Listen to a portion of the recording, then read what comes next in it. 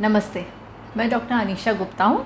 मैं एक eye specialist हूँ और आज मैं आपको बताऊँगी कैटरैक्ट सर्जरी का सही टाइम क्या होता है। Cataract is an ageing process of the eye, of the lens of the eye, जो कि एज के साथ साथ होता है। कुछ तकलीफ़ों में जल्दी भी आ जाता है, जैसे डायबिटीज़ है या चोट लगी है या कुछ सिस्टेमिक डिसऑर्डर्स होते हैं जिनमें जल्दी कैटरैक्ट बनने का चांस रहता है, but majorly it is an ageing process. Cataract में जो हमारी आँख के अंदर लेंस है, जैसे एक कैमरा होता है, कैमरे के अंदर एक लेंस होता है, उस लेंस पे सफ़ेदी बन जाती है। वो सफ़ेदी अलग अलग लेवल पे हो सकती है, जिसकी वजह से कैटरैक्ट के नाम अलग अलग होते हैं, बट मोस्टली यही होता है कि लेंस के अंदर सफ़ेदी बन जाती है। जो हमारा ट्रांसपेरेंट लेंस जो भगवान ने दिया है, वो लेंस के अंदर सफ़ेदी बन जाती है, जिसकी वजह से जो लाइट अंदर जाके अंदर फोकस देनी है, वो लाइट कम जाती है और फोकस आउट ऑफ फोकस हो जाता है, जिसकी वजह से पेशेंट को धुंधला दिखता है। इस लेंस में जो सफ़ेदी होती है, इसको मोतियाबिंद कहा जाता है। अब ये मोतियाबिंद एज के साथ साथ बढ़ता चला जाता है, जिसको कि मोतियाबिंद पकना कहते हैं। और पूरा मोतियाबिंद तब पकता है जब ये पूरा सफ़ेद पड़ जाता है और इसमें पानी भी भर जाता है। That is called mature cataract या मोतियाबिंद पकना।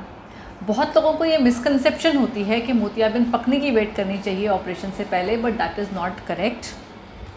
पहले जो ऑपरेशन होते थे मोतियाबिंद के, वो चीरे वाले ऑपरेशन होते थे, जिसमें कि हम कट देकर पूरा का पूरा लेंस बाहर निकालते थे और नया लेंस फिट करते थे। लेकिन अब टेक्निक इतनी एडवांस हो चुकी है कि अब लेज़र वाला ऑपरेशन जिसे कहा जाता है, या अल्ट्रासोनिक या फेकोएमल्सिफिकेशन, माइक्रो इंसिजन कैटरैक्ट सर्जरी, ये सब डिफरेंट नाम हैं मोतियाबिंद के ऑपरेशन के जो अब किए जाते हैं, बट प्राइमरीली इट इज़ फेकोएमल्सिफिकेशन, जिसका मतलब ये होता है कि अल्ट्रासोनिक एक प्रोब होता है जो हम आँख के अंदर डालते हैं। उसके लिए बहुत छोटी सी इंसिजन रिक्वायर्ड होती है, आँख में बहुत छोटा सा कट लगता है।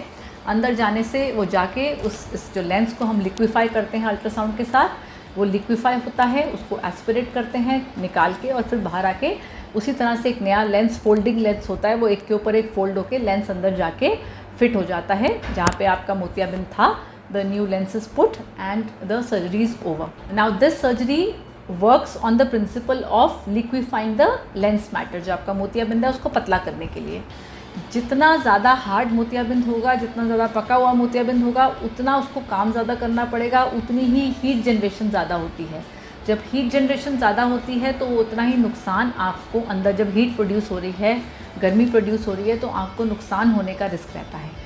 इसलिए ये रेकमेंडेड नहीं होता है कि मोतियाबिंद के पकने का इंतज़ार किया जाए, बिकॉज जितना पका हुआ होगा उतना इस ऑपरेशन में कॉम्प्लिकेशन या सूजन आने का या नुकसान होने का रिस्क रहता है। So it is not recommended now कि हम मोतियाबिंद के पकने का इंतज़ार करें। और जब आपको लगता है कि आपकी आँख में विज़न को नुकसान आने लग गया है, that means it has started affecting your vision.